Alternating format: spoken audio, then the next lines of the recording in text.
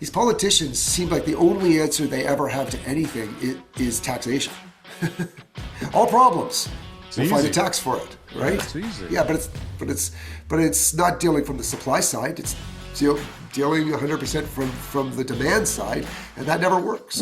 They need to siphon it just in a different direction, right? Like instead of these individuals buying condos that everybody knew that they were never going to buy, they should force them into purpose-built rental pools, into investment pools where a building is going to get built, right? That's like easier for developers to get their hands on money if they have a site that's ready or something.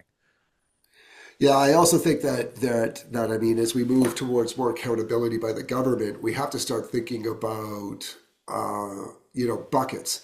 And when I remember when the land transfer tax, when Toronto first introduced the land transfer tax, you remember that 2000. What was it, 9? 8 or 9 maybe? 8 or 9 around there, right? And I think their initial revenue was $280 million that came out of that, right? And this was a needs basis. We need this because the city can't afford itself anymore because we're so far under. Now that $280 million is probably close to $1 billion that the city's bringing in, although that's retracted in the last couple of years as volumes have gone down. But it's probably up around the $800 million basis, and the city is no better off.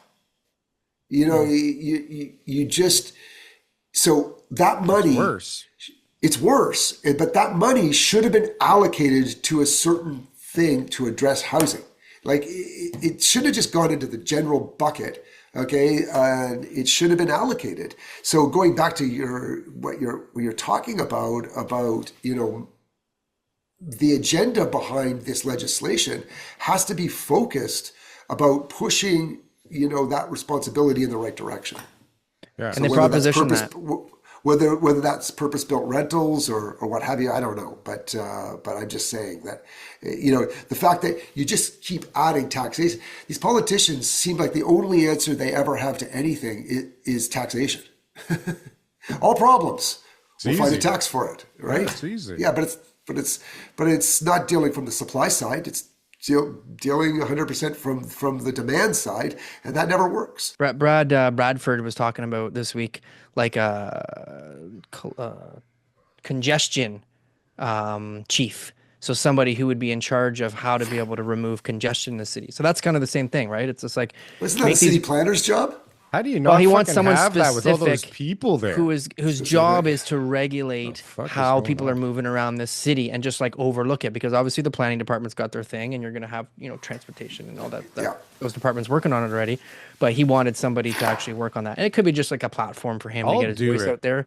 But it's as an example of like the buckets, like you're talking about. I totally agree. Yeah. Find some sort of revenue source and say, okay, here we are, laser focused.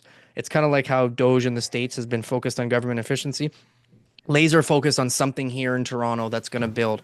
We've got these housing accelerator funds now at the federal level, which are pretty useless. We've got obviously provincial legislation, that's been coming in over the last few years. Every year the Ford government's introduced some new legislation in order to be able to promote new housing. We haven't got it yet.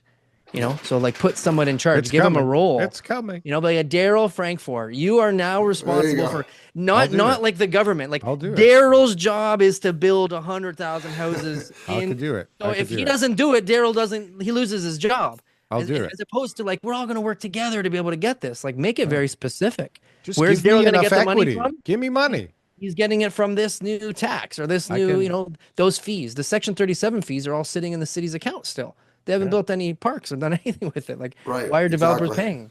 Right? Give me enough money and a mandate, and I will get it done, TK. I know but I would. And there's lots of guys. That's why I nominated you. No, but there's lots of guys that would get it done. If you gave them the same environment where it's like, just give us enough equity to do this thing and keep the money flowing for this, we'll build like tons of stuff. There's tons of guys, right? They'll just build so much stuff. It's unbelievable.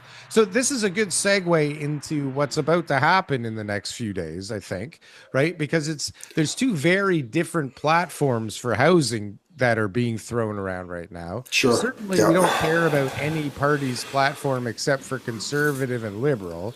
I don't know which side of the aisle you stand on. Maybe you're a liberal like TK. Maybe you're more conservative like me. But it doesn't matter. We love everybody around here except for liberals. But but seriously, like which plan is better, to have the private sector have their hurdles removed and the gates open for more housing, or is it better to have government run housing companies? Well, the answer to that question is that I dip on both sides of the aisle. Definitely socially liberal, but I'm more fiscally conservative. So it really depends on kind of the issues of the day.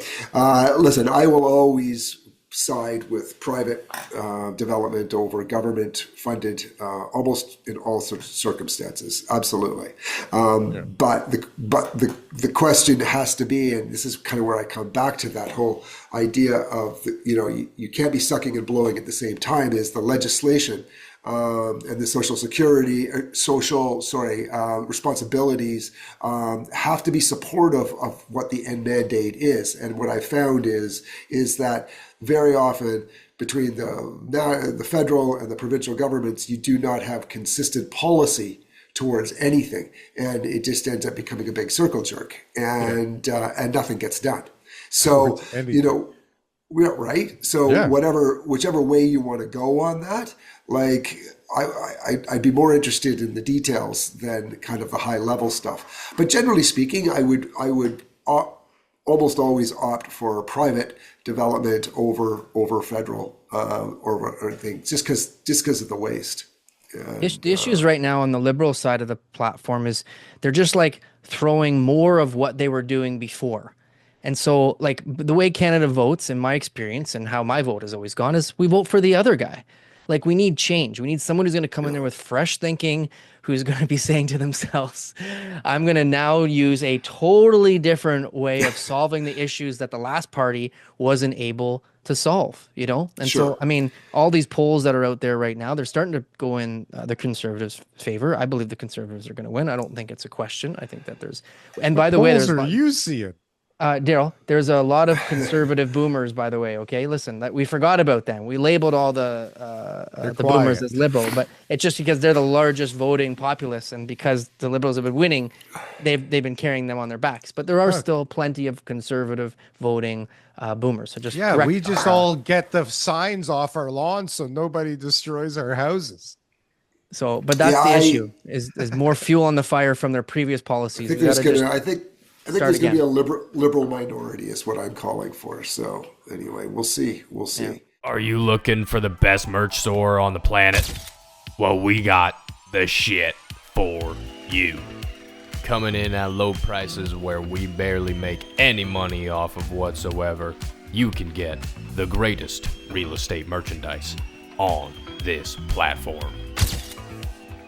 Just look at this very flamboyant man putting on this great stuff.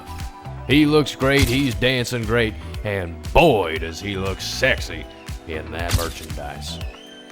I tell you, buy this for anybody, you buy this for yourself. You will be not only repping the greatest Canadian real estate podcast in this world, but you will also be looking hella good doing it.